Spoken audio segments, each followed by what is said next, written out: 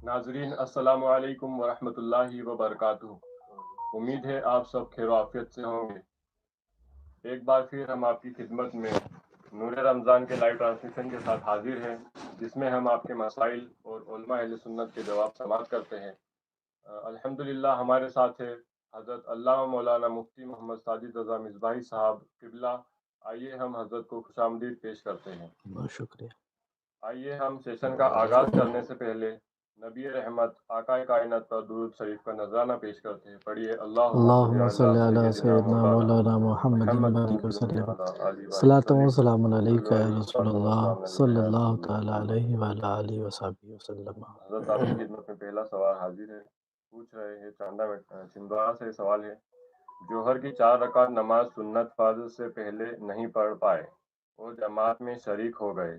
अब वो फ़र्ज के पहले की 4 रकात सुन्नत को कब पढ़े या फिर उसे छोड़ दे? जवाब इनायत फरमाएं। माशाअल्लाह।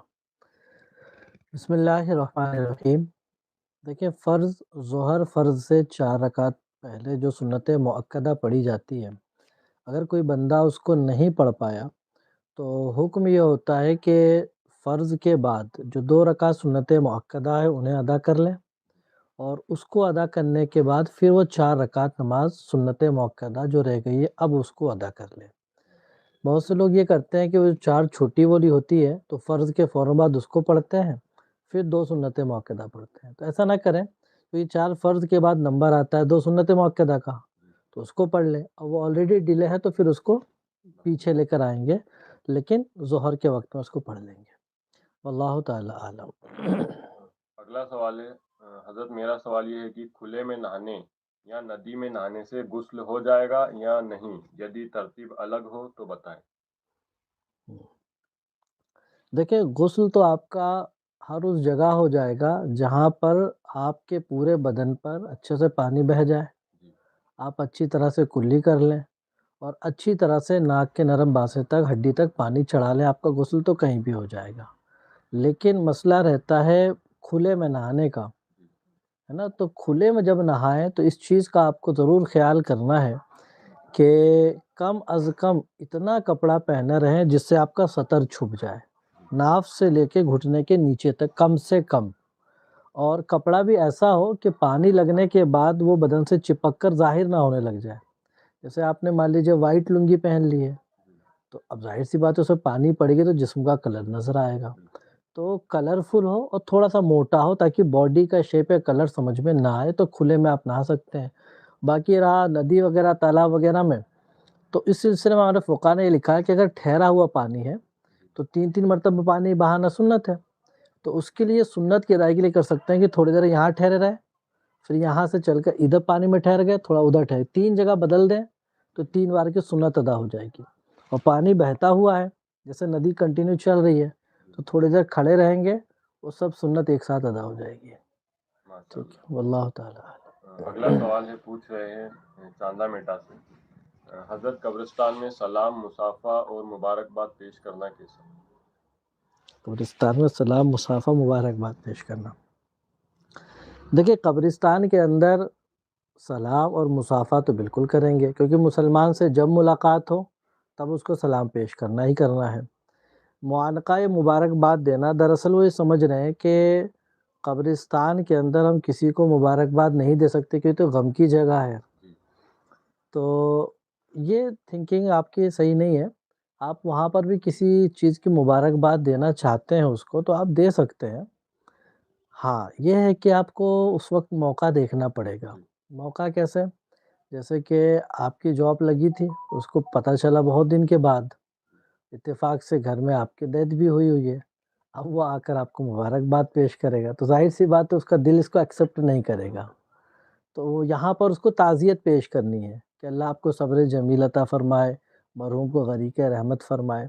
लेकिन एक अनजान बंदा है, जैसे कि जिससे हमारे ये हैं, उसके बाद ना कोई डेथ हुई है ना कुछ भी नहीं, बस ये कि उसके बारे में मुझे पता लगा है, तो दफ़न के बाद हम लोग निकल रहे थे, वो मिल गए हमें, तो हमने उनको मुबारकबाद पेश कर दी, तो इसमें कोई हर्ज नहीं है। ठीक है, वल्लाहु ताला आलम। अगला सवाल है हज़रत जुमे में दौरान खुतबा मुक्तदी की नज़र कहाँ होनी चाहिए और किस पोजीशन में बैठा होना चाहिए? रहनुमाई फरमाएं। चांदा मेटा। अच्छा, دیکھیں خطبے کے وقت تو حکم تو یہ ہوتا ہے کہ مقتدی جو ہے اپنے خطیب کی طرف چہرہ کر کے بیٹھے، یعنی جو خطبہ پڑھ رہے امام صاحب تو اس طرف چہرہ کر کے اس کو بیٹھنا چاہیے اور ادھر ہی دیکھنا چاہیے۔ لیکن اب مان لیجیے بہت وسیع و عریض مسجد ہے، جیسے اپنی جامع مسجد ہے، تو اب اس کونے کا بندہ گھوم کے بھی بیٹھے گا تو بھی اس کو خطیب نظر نہیں آتے ہیں، اور سب ادھر سے گھوم جائیں گے تو صف کی جو ترتیب بگڑے گی وہ بھی سب کے سامنے ہے۔ تو اگر دور ہے اس کونے پہ کہ مڑنے کے بعد بھی خطیب کا نہ چہرہ نظر آئے گا نہ ان کی طرف آپ کا فیس ہوگا، تو آپ قبلے کی طرف ہی خاموشی کے ساتھ بیٹھے رہیں۔ اچھا کیسے بیٹھنا چاہیے؟ تو بہت سے لوگ ایک چیز لازم یہ سمجھتے ہیں کہ پہلے خطبے میں یوں بیٹھنا ہے اور دوسرے خطبے میں ایسا بیٹھنا ہے، اس کو لازم سمجھتے ہیں۔ تو یہ لازم نہیں ہے، یعنی اگر کوئی آپ دونوں خطبہ ایسے بیٹھ کر سن لیں یا دونوں خطبہ ایسے بیٹھ کر سن لیں تو بھی کوئی حرج نہیں ہے۔ بس ایک ادب ہے کہ خطبے کے وقت یہ لکھا گیا ہے کہ نماز جیسے بیٹھیں، تو ادب کے ساتھ جیسے وقار و سکون کے ساتھ بیٹھتے ہیں، ادھر ادھر نہیں کرنا، تو اس طرح بیٹھ کر آپ سن لیں، ٹھیک ہے؟ واللہ تعالی اعلم۔ اگلا سوال ہے، کیا شب برات کے بعد اور رمضان میں مدرسہ یا مکتب نہیں لگانا چاہیے؟ دراصل ہم رمضان میں بھی گھر پر مدرسہ پڑھ رہے ہیں، تو بڑے بزرگ کہہ رہے ہیں کہ رمضان میں مدرسہ نہیں لگنا چاہیے، اسے بند ہو رکھنا چاہیے، کیا اس بات کی کوئی اصل ہے؟ اچھی بات ہے، دیکھیں بلکہ رمضانوں میں تو اور لگنا چاہیے۔ اس کی وجہ یہ ہے کہ رمضان میں انسان تھوڑا سا دین کی طرف مائل ہوتا ہے، عام دنوں کے مقابل میں تھوڑا سا دین کے انٹرسٹ لیتا ہے وہ، اگر مدرسہ وغیرہ لگے گا تو جا کر وہاں وہ سیکھے گا وہ۔ تو یہ جو چھٹی والا کانسیپٹ ہے کہ شب برات کے بعد اور رمضان کی اس میں چھٹی رکھنا چاہیے، ایسا کوئی ضروری نہیں ہے، بلکہ اگر تعلیم کنٹینیو کرنے میں فائدہ زیادہ ہے، فائدہ اس معنی کر کے لوگ زیادہ سے زیادہ مسائل سیکھیں گے اور دین کے قریب ہوں گے تو بالکل سکھایا جائے۔ ہاں اصل میں کیا ہوتا ہے، عموماً مدارس میں چھٹی ہوتی ہے۔ مدارس میں کیوں چھٹی ہوتی ہے؟ کیونکہ شوال سے وہ کنٹینیو چل رہا ہوتا ہے سسٹم، تو پھر ان کو ایک ریسٹ چاہیے ذہنی سکون کے لیے، تو اس لیے ان کو چھٹی دے دی جاتی ہے۔ اچھا چھٹی دینے کا مطلب یہ تھوڑی ہوتا ہے کہ وہ گھر جا کے بالکل کچھ نہ پڑھیں، تو مطالعہ وغیرہ کرنا ہی رہتا ہے، وہ کرتا ہی رہیں۔ تو بس یہ دیکھیں گے کہ اگر تعلیم جاری رکھنے میں فائدہ ہے تو بالکل جاری رکھیں، بند کرنا کوئی ضروری نہیں ہے، ٹھیک ہے؟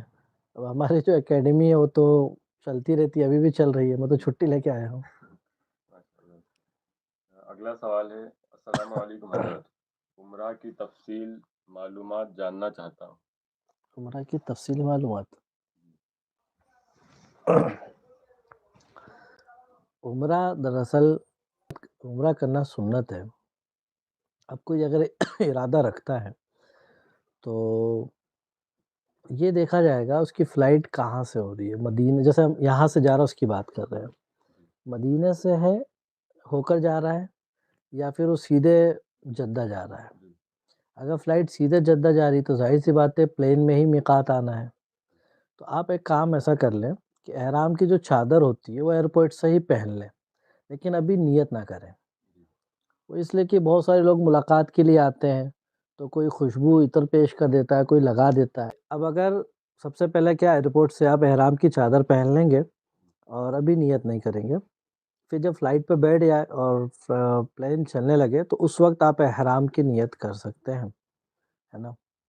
اور اگر پھر ایئرپورٹ پہ ہی اگر آپ 2 رکعت نماز پڑھ کے احرام کی وہی نیت کر لیں تو بھی ٹھیک ہے، پلین میں بیٹھ جائیں۔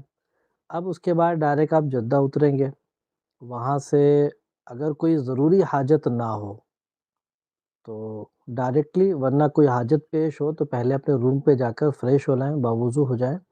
اب اس کے بعد اب حرم شریف کی حاضری کے لیے جائیں گے، تو باب السلام سے داخل ہوں گے آپ، کیونکہ وہ مسجد ہے تو مسجد کی دعا بھی پڑھ لیں، اللہم انی اسألک من فضلک ورحمتک والی۔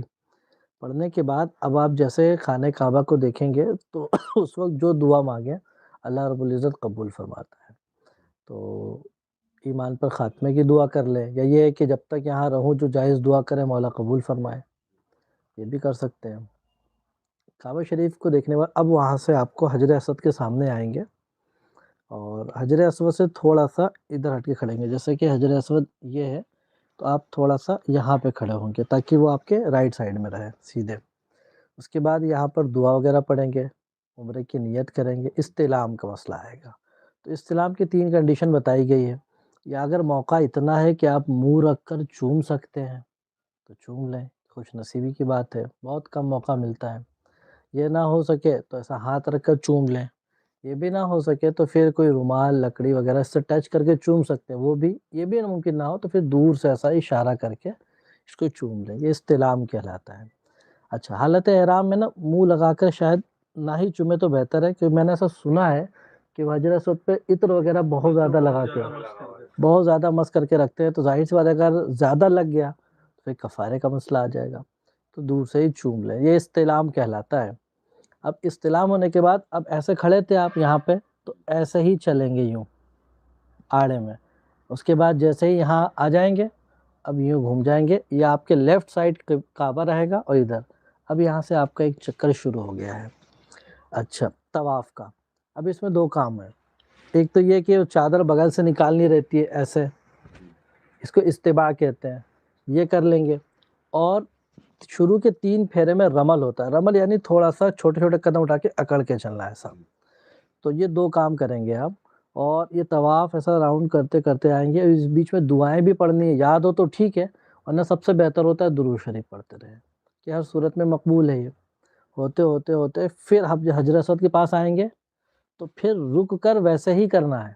اچھا، بھی نئے حاجی نے ٹینٹ نکالا، جیسے وہاں پہنچتے ہیں تو ایسا کعبے کو ٹاٹا کرتے ہوئے وہ پھر شروع ہو جاتا ہے، تو یہ ٹاٹا بائی بائی وہاں نہ کریں بلکہ وہاں رکیں، اور اس کے بعد پھر وہی استلام کی کیفیت جو بھی بن سکتی ہے کریں گے، اور پھر دوسرا، یہ تیسرا، 3 پھیرے کمپلیٹ ہو گئے، اب وہ جو اکڑ کے چلنے والا تھا رمل اب وہ ختم ہو گیا، اب نارمل چال چلیں گے، پھر اس کے بعد یہ ٹوٹل 4 پھیرے اور کریں گے، تو 3 پہلے 4 یہ 7 پھیرے کمپلیٹ ہو گئے۔ اب اس کے بعد وہ مقام ابراہیم پر آ کر نماز پڑھ لیں گے، اگر وقت مکروہ نہ ہو تو 2 رکعت نماز۔ اچھا، یہ واجب ہے۔ اب اگر وہاں جگہ ملتی ہے مقام ابراہیم کے پاس تو ٹھیک ہے، یہاں نہ ملے تو پورے مسجد حرم میں جہاں جگہ ملے، اب اس میں فرمایا گیا کہ حتیم کے خانہ کعبہ کے اندر ملے افضل، وہاں نہ ملے تو حتیم کے پاس، پھر حتیم کے اندر، پھر وہاں نہیں تو پورے مسجد حرام میں کہیں بھی اس کو آپ پڑھ لیں گے۔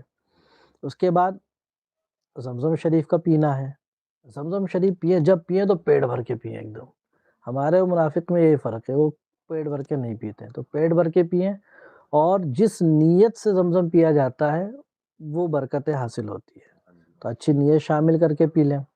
اب اس کے بعد سے یہ ایک رکن ادا ہو گیا، اب آپ کو چلنا ہے سعی کے لیے، صفا مروہ کی سعی، سعی میں مانا دوڑ لگانا، تو پھر صفا پہ پہنچیں گے اور خانہ کعبہ کی طرف دیکھ کر پھر دعائیں کریں گے، اور اس کے بعد پھر صفا سے چلنا شروع کریں گے۔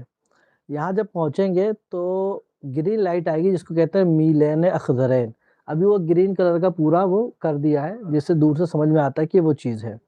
یہاں تھوڑا سا تیز چلنا ہے، لیکن تیز کیا کہ کسی کو دھکا وکی نہیں دینا ہے، اگر جگہ ملے تو تیز چلیں ٹھیک ہے، ورنہ اپنے حساب سے تیز چل لیں، اور پھر جیسے لائٹ ختم ہو گرین، پھر اس کے بعد نارملی چلتے ہوئے یہاں سے صفا سے مروہ 1 پھیرا، پھر مروہ سے واپس آئیں گے 2، پھر واپس جائیں گے، اس طرح سے کر کے 7 پھیرے کمپلیٹ ہوں گے، یہ آپ کی سعی کمپلیٹ ہو گئی۔ ایک آخری کام بچ جائے گا حلق یا قصر، یعنی اب آنے کے بعد آپ کو یا تو پورے بال مڑوا لیجئے یا پھر چوتھائی سر بال کٹوا لیجئے، اس کو قصر کہتے ہیں۔ حلق کرنا بہتر ہے، آقا کریم صلی اللہ علیہ وسلم نے 3 مرتبہ دعا دی ہے اور قصر والے کو 1 بار۔ تو جیسے ہی آپ حلق کرائیں گے آپ احرام سے بھی باہر ہو گئے اور آپ کا عمرہ کمپلیٹ ہو گیا ہے۔ تو یہ مختصر تھا، امید ہے سمجھ گئے ہوں گے۔ ماشاءاللہ۔ بڑھتے اگلے سوال کی طرف، حضرت سوال طلاق کے تعلق سے ہے۔ غصے میں بیوی طلاق مانگتی ہے اور شوہر نے دے دیا تو طلاق ہو جاتا ہے، اور اگر ہو گیا ہو تو اس مسئلے میں واپس سے نارمل ہونے کے لیے کیا کرنا ہو؟ دیکھیں، بیوی غصے میں مانگ رہی ہے تو آپ اپنے غصے کو کنٹرول کریں، کیونکہ پھر بعد میں وہی ہوگا کہ نارمل ہونے کے لیے کیا کریں، اگر شروع میں ہی نارمل رہیں گے تو آگے مسائل نہیں آئیں گے۔ خیر، بیوی نے غصے میں طلاق مانگی، صاحب نے طلاق دے دی، ساتھ رہنا چاہتے ہیں، سب سے پہلے دیکھا جائے گا کہ انہوں نے کتنی طلاق دی ہے، اگر 3 طلاق دے دی تب تو پھر اب حلالے کے بغیر ساتھ رہنے کا کوئی جواز نہیں ہے، کوئی بھی مطلب اگر کوئی اس کو بتاتا بھی کہ ایسا کر لو ویسا کر لو تو نہیں، حلال ہی ایک راستہ ہے جس سے دونوں ساتھ رہ سکتے ہیں۔ اور اگر 3 نہیں دی ہے، 1 دی ہے یا 2 دی ہے اور فیوچر میں اس کے علاوہ کوئی وہ پاسٹ میں اس کے علاوہ کوئی طلاق نہیں دی تھی، تو ابھی 1 یا 2 دی ہے تو پھر یہ طلاق رجعی ہوتی ہے۔ اگر سب لفظ طلاق سے دی ہے تو اس میں حکم یہ ہوتا ہے کہ عدت کے دوران وہ چاہے تو رجوع کر لے۔ رجوع کا یہ رہتا ہے، بہتر تو یہ ہوتا ہے رجوع کا کہ گواہ موجود ہو اور اس کے سامنے آپ یہ کہہ لیں کہ میں نے آپ کو اپنے نکاح میں واپس لیا، تو اس سے کیا رجوع ہو جائے گا۔ لیکن یاد رکھیں کہ اگر 2 طلاق دے دیے تو پھر فیوچر میں کبھی بھی 1 دیں گے تو 3 ہو کر مغلظہ ہو جائے گی، اور 1 دیے تو فیوچر میں کبھی بھی 2 دیں گے تو پھر ٹوٹل 3 ہو کر مغلظہ ہو جائے گی۔ اور مان لیجیے اسی کیس میں کہ 1 یا 2 دی تھی اور عدت گزر چکی ہے، تو پھر حکم یہ ہوتا ہے کہ نئے نکاح کے ساتھ دونوں باہم رہنا چاہیں تو رہ سکتے ہیں۔ تو یہ صورتیں ہیں، وہ پوچھنے والے غور کر لیں گے کیا ان کے ساتھ معاملہ ہوا ہوگا تو اس حساب سے عمل کریں گے۔ اگلا سوال حضرت چاندہ میٹا سے پوچھ رہے ہیں، حضرت روزے کی حالت میں عموماً بڑے بڑے گناہ سے بچ جاتے ہیں مگر بدنگاہی جیسے گناہ سے بچ نہیں پاتے۔ مارکیٹ، موبائل فون، بل بورڈ، ریسٹورنٹ، ہوٹل وغیرہ میں تصویر لگی ہی رہتی ہے۔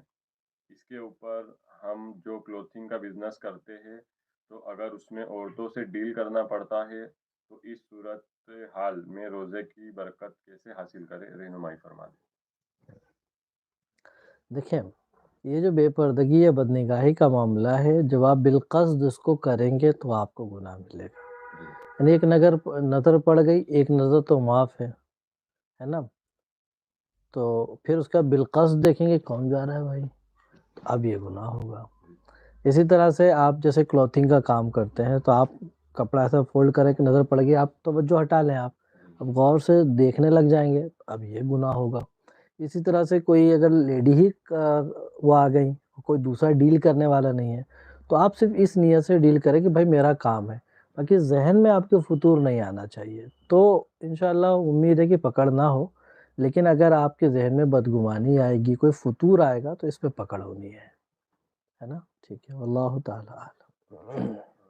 اگلا سوال پوچھ رہے ہیں، سوال ہے کہ میرے ایریا میں 90% چور ہے جو لوگوں کو کال کر کے بینک کا ادھیکاری بتا کر کھاتے کا پیسہ آن لائن سے ضبط کر لیتے ہیں اور دھوکہ جھوٹ بول کر جس سے مسلمان کا بھی پیسہ آن لائن میں اپنے والیٹ میں کھینچ لیتے ہیں OTP مانگ کر۔ تو کیا رمضان میں عبادت بھی کرتا ہے تو کیا جس کا پیسہ خالی ہو جاتا ہے اکاؤنٹ سے تو اس کو اللہ پاک کیا بدلہ دے گا؟ جواب عنایت فرمائیں حضرت۔ بھئی اگر ان کا اپنا پیسہ کوئی معاملہ ہوتا تو جواب دیا جاتا، اب وہ لوگ ہیکنگ کر رہے ہیں، وہ کسی کی کر رہے ہیں، تو جو ہیک کر رہا ہے اس کا وبال اس کے سر ہے، آخرت میں اس کو دینا ہے، اور جس کا ہیک ہوا ہے وہ مظلوم ہے، اور مظلوم کی دعا کبھی رد نہیں ہوتی ہے، تو وہ اگر دعا کرے گا تو اللہ رب العزت ضرور قبول فرمائے گا اور بہترین اجر عطا فرمائے گا۔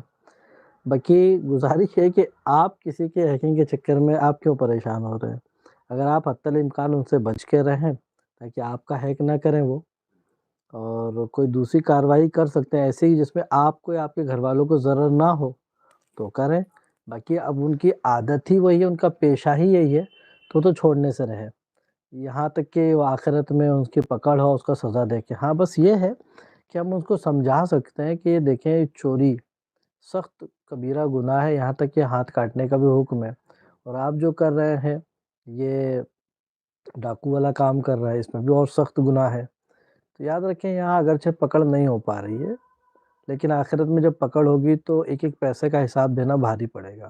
اور دوسری چیز یہ ہے کہ اس طرح کے جو پیسے ہوتے ہیں وہ ہضم نہیں ہوتے، یعنی اگر آپ نے کسی کا 1,00,000 روپے لیا ہے نا تو ریٹرن میں آپ کو کم سے کم 5,00,000 روپے جاتے ہیں، وہ انسان سمجھ نہیں پاتا ہے، کوئی بیمار ہو گیا، کسی کی کڈنی خراب ہو گئی، کبھی کچھ ہو جاتا ہے تو یہ پیسے ایسے ہی جاتے ہیں۔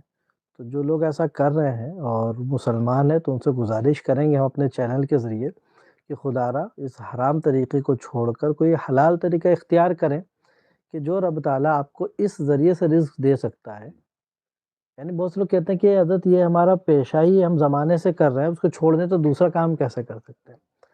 تو آپ یہ سوچیں کہ وہ رب آپ کو نافرمانی پہ آپ کو رزق دے رہا ہے، تو کیا فرمانبرداری کریں گے تو بھوکا مار دے گا؟ تو بھوکا نہیں مارے گا، تو آپ طریقہ اختیار تو کریں، شیطانی وسوسے سے نکلیں اور اپنے آپ کو بہتر مسلمان بنانے کی کوشش کریں۔ اللہ تعالیٰ اعلم۔ اسی میں حضرت آگے یہ سوال لکھا ہے، اور اسی میں سوال ایک اور ہے کہ بہت سارے ہندو کا بھی پیسہ ضبط کر لیتا ہے، ایسے نام نہاد مسلمان لوگ، اور یہ کام رمضان میں ہی کر رہا ہے، تو کیا ہندو کو اس کا کوئی بروز محشر میں کوئی بدلہ ملے گا؟ پیسہ مار کر پیسہ گھماتا بھی نہیں ہے اتنا رونے کے باوجود۔ جواب عنایت۔ دیکھیں ہمیں تو اب ہندو کا پیسہ مار لیتا ہے تو ہم کیا کریں بھائی؟ اب ان کو کیا ملنا ہے نہیں ملنا ہے، دیکھیں آخرت میں غیر مسلموں کے لیے کچھ نہیں ہے، جو کچھ ہے وہ مسلمانوں کے لیے، یعنی راحت۔ دنیا میں جو کچھ ہو سکتا ہے مکافات عمل مل جائے، لیکن آخرت میں ان کے لیے کوئی راحت نہیں ہے۔ تو پھر وہی کہوں گا شیخ اپنی فکر کیجئے اور کسی دوسرے کے چکر میں پریشان نہ ہوئیے بس۔ اگلا سوال حضرت لائیو چیٹ میں پوچھ رہے تبریز قریشی جی، نماز میں ہوا خارج ہوئی ہے، یہ شیطان کے وسوسہ ہے، کیسے پتہ کریں؟ اگر ہوا خارج ہو گئی ہے تو آپ نماز سے خارج ہو گئے ہیں، اب شیطانی وسوسے کے چکر میں نہ رہیں، بلکہ حکم شرع جو آپ کو اوپر لگ رہا ہے اس پر عمل کریں۔ حکم شرع کیا؟ آپ کا وضو ٹوٹ چکا ہے، صف سے آسانی کے ساتھ نکلنا ممکن ہو تو نکلیں، جا کر وضو بنائیں، پھر جہاں پر جگہ ملے وہیں پر آ کر نماز آپ کنٹینیو کریں گے، ٹھیک ہے؟ اگلا سوال حضرت آڈیو سوال شامل کرنا چاہوں گا۔ جواب عنایت فرمائیں۔ السلام علیکم ورحمۃ اللہ وبرکاتہ۔ مفتی صاحب ایک مسئلہ پوچھنا ہے، قیدی کی ضمانت کے لیے زکوٰۃ میں سے رقم دی جا سکتی ہے کیا؟ جواب عنایت فرمائیں۔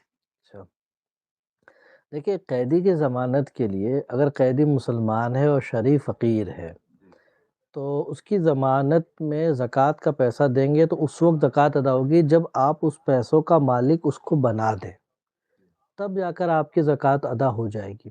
لیکن آپ نے ایسا کیا کہ تھانے میں گئے اور جو بھی کارروائی تھی وہ کارروائی کروائی اور اپنی طرف سے زکوٰۃ کی نیت سے وہ پیسہ پیمنٹ کر دیا اور پھر اس کو لاکر سے نکلوا لیا، تو اس صورت میں اس مال کا مالک آپ نے اس کو نہیں بنایا۔ جب اس کو مال کا مالک نہیں بنایا تو آپ کی زکوٰۃ ادا نہیں ہوئی ہے۔ اس کو مال کا مالک بنا دیں اور پھر وہ آپ کو دے دے کہ بھائی تھانے دار کو دے دو، وہ بیل کر دے ہماری، تو یہ صورت ہو سکتی ہے۔ واللہ تعالیٰ اعلم۔ اگلا سوال لیجیے حضرت آڈیو سوال۔ السلام علیکم ورحمۃ اللہ وبرکاتہ۔ حضرت آپ کی بارگاہ میں سوال یہ ہے کہ تراویح کی نماز میں اگر امام صاحب کو دوسری رکعت میں قاعدہ کرنا تھا مگر وہ غلطی سے کھڑے اگر ہو جائے مکمل، تو اس میں کیا کرنا چاہیے؟ پیچھے والے مقتدی کو اللہ اکبر کہہ کر بتانا چاہیے یا نہیں بتانا چاہیے؟ اور اس میں پھر امام صاحب پر سجدہ سہو وغیرہ واجب ہوگا یا نہیں ہوگا؟ اسی طریقے سے اگر پہلی رکعت کے بعد اگر امام صاحب یوں سمجھے کہ دوسری رکعت ہے اور وہ پہلی رکعت کے بعد میں اگر قاعدہ کر دے تو کیا کرے؟ ٹھیک ہے، تو دونوں صورتیں لے لیتے ہیں۔ پہلے لے لیتے ہیں کہ وہ پہلی ہی رکعت تھی اور وہ دوسری سمجھ کر بیٹھ گئے ہیں، تو اس صورت میں اگر ابھی بیٹھے ہی ہیں اور پیچھے سے مقتدی نے لقمہ دے دیا اور انہوں نے لقمہ لے کر نماز آگے کنٹینیو کر لی ہے، تو اسی صورت میں نماز ہو گئی ہے، سجدہ سہو کی حاجت نہیں ہے۔ کیا کنڈیشن تھی؟ پہلی رکعت میں بیٹھ گئے دوسری سمجھ کے اور بیٹھتے ہی لقمہ مل گیا تھا، اتحیات وغیرہ کچھ شروع نہیں کیے، اور اگر اتنی دیر بیٹھ گئے ہیں جتنے میں ایک رکن یعنی 3 بار سبحان اللہ سبحان اللہ سبحان اللہ کہنے کی مقدار بیٹھ چکے ہیں، تو اب مقتدی ابھی لقمہ نہ دے، اس لیے کہ ان پر تو سجدہ واجب ہو گیا، تو اب اگر لقمہ دینے سے بھی وہ سجدہ تو رفع نہیں ہوگا، تو ابھی رکے رہیں۔ اب اس کے بعد اگر یہ سلام پھیرنے کے لیے ختم کریں کہ یار ختم ہی کرنا ہے، تو جیسے سلام پھیرنے کی کوشش کریں اب آپ لقمہ دیں، کیونکہ لقمہ کا محل اب آیا ہے، تو اب لقمہ دیں گے تو لقمہ محل میں ہوگا، آپ کی نماز نہیں جائے گی. اور امام صاحب لقمہ لے کر پھر شروع کرتے ہیں تو آخر میں سجدہ سہو کرنا پڑے گا. لیکن سجدہ سہو کیوں؟ لقمے کی وجہ سے نہیں، بلکہ ایک رکن کی برابر تاخیر کرنے کی وجہ سے. اور اسی کنڈیشن میں تیسری صورت یہ بھی ہو سکتی ہے کہ امام صاحب آرام سے تحیات کے آس پاس بیٹھ گئے تھے، اب پیچھے سے کوئی مقتدی جاگا اور امام صاحب کو اب جگا رہا ہے، کھڑے ہو جائیے حضرت اب. تو اب اس لقمہ دینے کی وجہ سے، کیونکہ محل میں لقمہ نہیں ہوا، غیر محل میں لقمہ ہوا، اس مقتدی کی نماز چلی گئی. اور امام صاحب نے کرم کرتے ہوئے اس کو لے بھی لیا، یہ نماز سے باہر تھا، امام صاحب کو بھی وہ باہر لے گیا. تو ہم تو گئے باہر، آپ کو بھی لے جائیں گے، اور جو امام صاحب گئے تو سبھی چلے گئے. تو یہ 3 صورتیں ہو گئی کب کی؟ جب وہ پہلی رکعت پر ہی بیٹھ گئے ہیں دوسری سمجھ کر. تو کیا کیا لقمے کا محل ہے واضح کر دیا. اب آ جاتے ہیں دوسری رکعت میں کہ بیٹھنا تھا، نہیں بیٹھے اور تیسری کے لیے کھڑے ہو گئے ہیں. تو اس میں تو حکم یہ ہے کہ مقتدی لقمہ دے اگرچہ کھڑے ہو گئے ہوں، وہ اس لیے کہ قاعدہ اخیرہ فرض ہے تو ان کو یہاں تو لانا ہی لانا ہے. تو اگر لقمہ دے دیں، امام صاحب واپس آ جائیں تو تحیات پڑھ کر سجدہ صاف کر کے نماز مکمل کریں گے. اور اگر امام صاحب نہیں آ رہے ہیں تو تیسری کا سجدہ کر لیں اگر، تو ان کے ساتھ آپ بھی کھڑے ہو جائیں اور پھر 4 رکعت ہوگی یہ، اور امام صاحب آخر میں سجدہ صاف کر لیتے ہیں، تو یہ 4 رکعت کاؤنٹ ہو سکتی ہے ایک صورت میں کہ وہ قاعدہ کرنے کے بعد اٹھ کر گئے ہوں. اور اگر ڈائریکٹ اٹھ کر گئے تھے تو یہ پھر 2 رکعت ہی کاؤنٹ ہوگی ان کی. ٹھیک ہے، واللہ تعالیٰ. ماشاء اللہ. حضرت اگلا سوال لائیو چیٹ سے پوچھ رہے ہیں، میرے دادا کے انتقال کو 2 مہینے ہوئے ہیں، وہ سپنے میں 2 بار دکھ چکے ہیں، اور جب بھی سپنے میں دکھائی دیتے ہیں تو ایک ہی بات بولتے ہیں کہ مجھے اپنے ساتھ لے چل. اس خواب کا کیا مطلب؟ لے آئیے ساتھ میں. دیکھیے، خواب میں ہمارے مرحومین جب نظر آتے ہیں، اول تو میں خواب کا جواب نہیں دیتا ہوں، لیکن اب یہ خواب پریشان ہوں گے تھوڑا سا. تو ہمارے مرحومین جب بھی آئے تو اب ان کو کیا چاہیے؟ اب ان کو کچھ نہیں چاہیے سوائے ایصال ثواب کے، سوائے ثواب کے اب ان کو کچھ بھی نہیں چاہیے. تو مجھے یہاں سے لے چل کا مطلب یہ ہے کہ اب میں جاؤں تو راحت پاؤں. تو اب راحت کا طریقہ کیا ہے کہ ان کے لیے ایصال ثواب کریں آپ. تو اچھی کنڈیشن میں دکھے تب تو ضرور کریں، اور اچھی کنڈیشن میں دکھے تو بھی کریں، اور بری کنڈیشن میں دکھے تب تو اور کریں. کہ آپ ان کو ایصال ثواب کریں گے، ان کے نام سے ذکر دعا وغیرہ کریں گے تو انشاءاللہ ان کو وہ چیزیں پہنچیں گی، راحت ملے گی، تو وہ سکون میں آئیں گے. تو اگر آ رہے ہیں تو آپ ان کے نام سے صدقہ و خیرات کریں، کچھ ذکر وغیرہ کریں، تو انشاءاللہ دادا آرام سے رہیں گے. ٹھیک ہے. ناظرین، آج کا وقت پورا ہوا. انشاءاللہ کل پھر ملاقات ہوگی. جب تک کے لیے السلام علیکم ورحمۃ اللہ وبرکاتہ. وعلیکم السلام ورحمۃ اللہ.